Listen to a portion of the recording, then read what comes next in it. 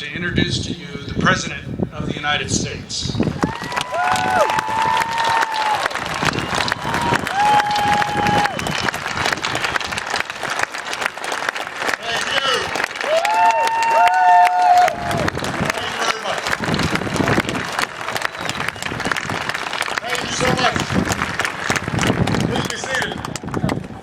Morning, everybody. It is wonderful to be at the United States Air Force Academy on such a spectacular day, and it is a privilege to join you in honoring the class of 2012.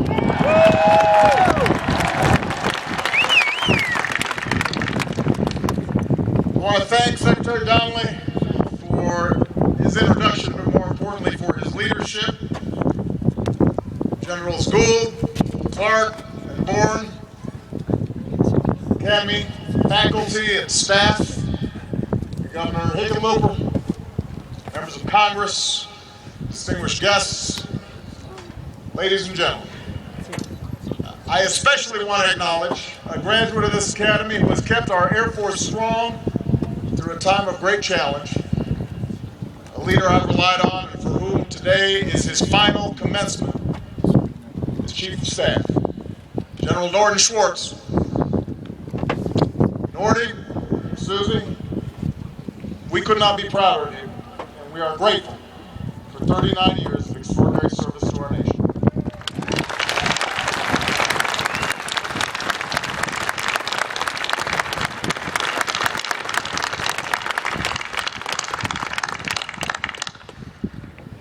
And although he is not with us today, I'm proud to have nominated another Academy graduate, General Mark Welsh, as the next Chief of Staff.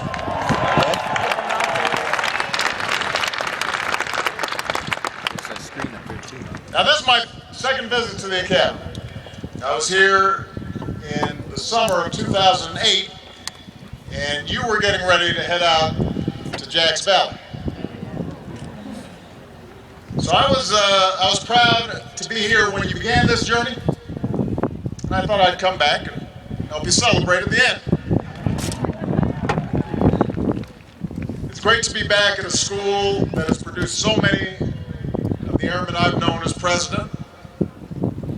Every day, I rely on outstanding Academy graduates who serve at the White House. Some of you know that photo from the Situation Room on the day we delivered justice to bin Laden. You can see right next to me a great leader of our Special Operations Forces, General Brad Webb. Last month, I was able to present the Commander-in-Chief Trophy to Coach Calhoun and the Fighting Falcons for the second straight year, the record 18th time. And of course, every time I step on Air Force One, I count on Academy graduates like my pilot today, Colonel Scott Turner. I was going to tell you a joke about Scott, but he's my ride home. So I'm going to have to keep it to myself. Cadets, you distinguished yourselves as leaders before you ever stepped foot on the terrazzo. And when you arrived, I know your upperclassmen gave you quite a welcome. They let you experience the joy of the beast, the pleasure of recognition. They made you experts on filling out forms. I only ask that you resist the temptation to rate my speech fast, neat, average, friendly, good.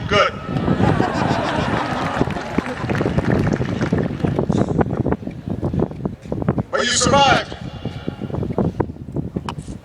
In you, we see the values of integrity, and service, and excellence that will define your lives. And I know you couldn't have made it without the love and support of your moms and dads, and brothers and sisters, and grandmas, grandpas, aunts, uncles, cousins, so give them all a big round of applause.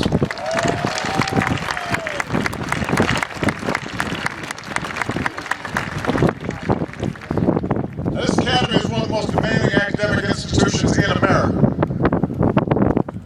You have excelled. I'm told you set at least 3 Academy records. The largest number of graduates ever to go directly on to graduate school. The largest number of female graduates in Academy history.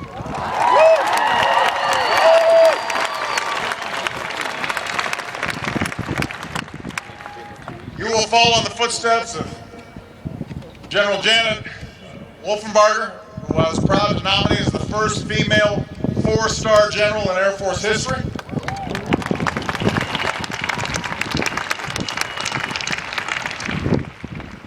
And, of course, your final and perhaps most impressive distinction, breaking the world's record for the largest game of dodgeball.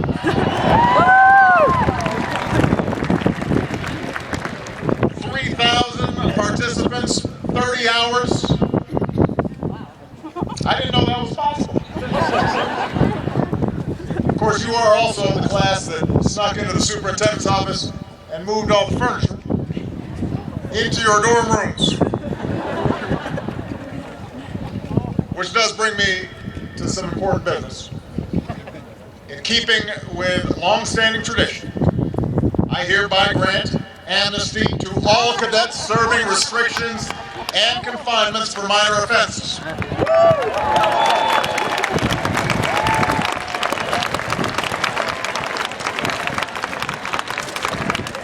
Of course, I leave it up to General Gould to define minor.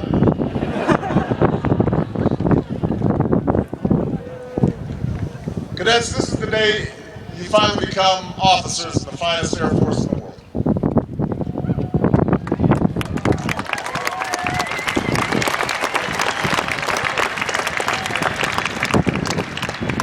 Like generations before you, you'll be charged with the responsibility of leading those under your command. Like classes over the past 10 years, you graduate in a time of war, and you may find yourselves in harm's way. But you will also face a new test. That's what I want to talk to you about today. 4 years ago, you arrived here at a time of extraordinary challenge for our nation. Our forces were engaged in two wars.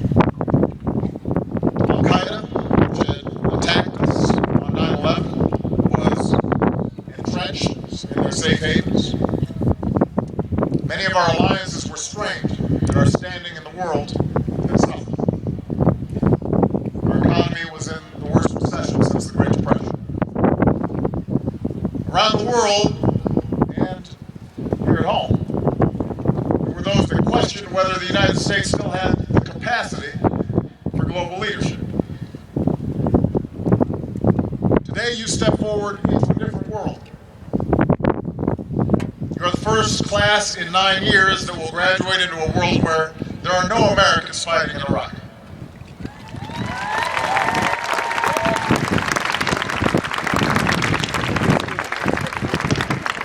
For the first time in your lives, and thanks to Air Force personnel who did their part, Osama bin Laden is no longer a threat to our country.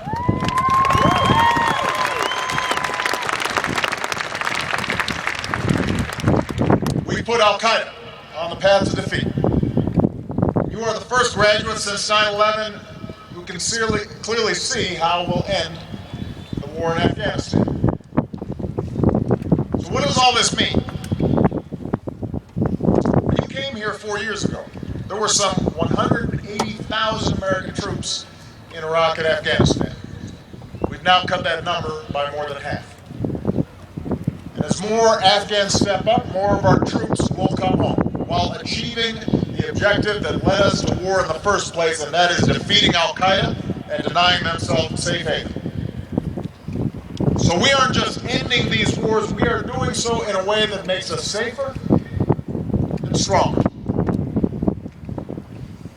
Today we pay tribute to all our extraordinary men and women in uniform for their bravery, for their dedication. Those who gave their lives in Iraq and Afghanistan to make this progress possible, including 16 graduates of this academy. We honor them. We will always honor them. For a decade, we have labored under the dark cloud of war. And now we can see the light of a new day on the horizon. So the end of these wars will shape your service, and it will make our military stronger. 10 years of continuous military operations have stretched our forces and strained their families. Going forward, you'll face fewer deployments.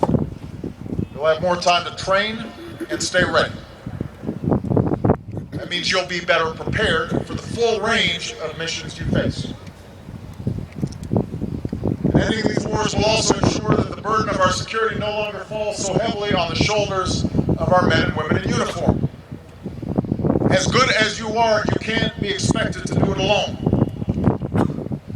There are many sources of American power: diplomatic, economic,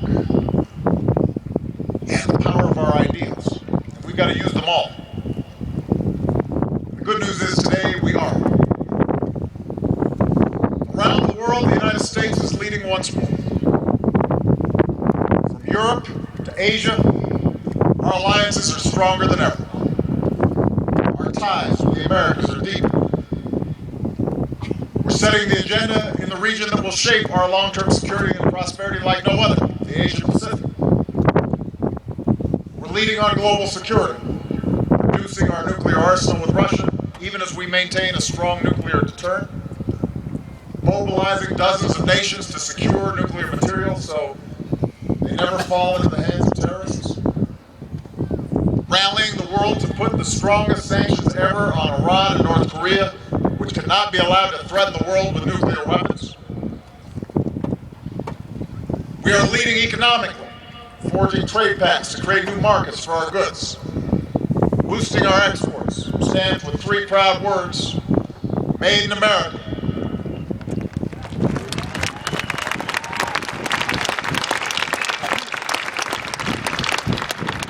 We're expanding exchanges and collaborations in areas that people often admire most about America: our innovation, our science, our technology.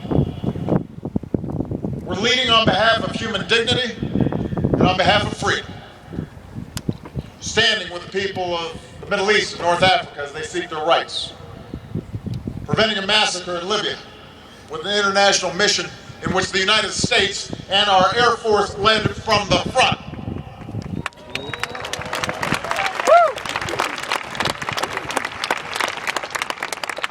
We're leading global efforts against hunger and disease, and we've shown our compassion, as so many airmen did, in delivering relief to our neighbors in Haiti when they were in need, and to our Japanese allies after the earthquake and tsunami. Because of this progress, around the world there is a new feeling about America. I see it everywhere I go, from London and Prague to Tokyo and Seoul, to Rio and Jakarta. There's a new confidence in our leadership. And when people around the world are asked, which country do you most admire, one nation comes out on top: the United States of America.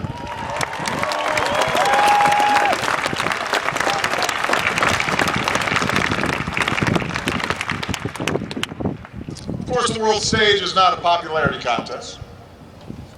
As a nation, we have vital interests, and we will do what is necessary always to defend this country we love, even if it's unpopular. But make no mistake, how we're viewed in the world has consequences for our national security and for your lives. See, when other countries and people see us as partners, they're more willing to work with us. That's why more countries join us in Afghanistan and Libya. That's why nations like Australia are welcoming our forces, who stand side by side with allies and partners in the South Pacific. That's why Uganda and its African neighbors have welcomed our trainers to help defeat a brutal army that slaughters its citizens.